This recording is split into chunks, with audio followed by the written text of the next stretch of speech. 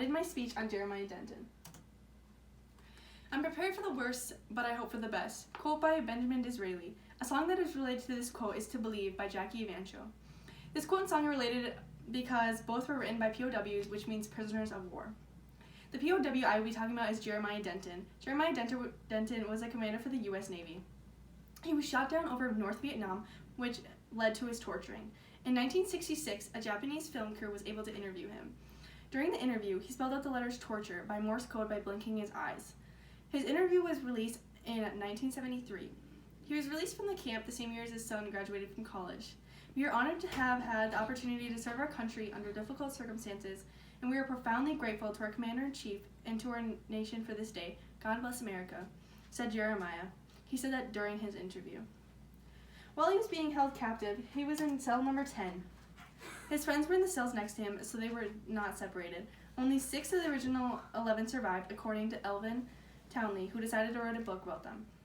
I came to truly love my fellow prisoners and developed a fierce pride that we had been singled out, Denton wrote in one of his book of memories, When Hell Was in Session, is the name of his memory book.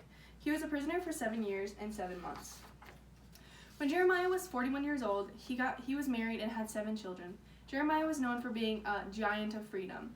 He was also known for always pushing himself to his full potential. His fellow prisoners pointed out in their interviews that they would always hear Jerry banging on the cell walls. But when Jeremiah would bang on cell walls, the officers would always torture him. He would come back with the officer and definitely would be in pain. You could tell by the look on his face that he was in so much bearage, which means in pain. He made it through all the torture though, and that's what counts. He looked as sad as a kid that dropped their ice cream cone. After leaving camp, Jeremiah was still a fit man and always pushed himself to get better. He had dark brown hair and was 5 feet and 7 inches tall.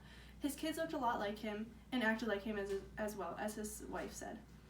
He was born on July 15, 1924 in Alabama and passed away on March 28, 2014 in Virginia. In conclusion, Jeremiah Denton was a hardworking guy all the way around. He was really tough and always pushed himself to his full potential. He may not have finished all he wanted to in his lifetime, but he definitely has no regrets.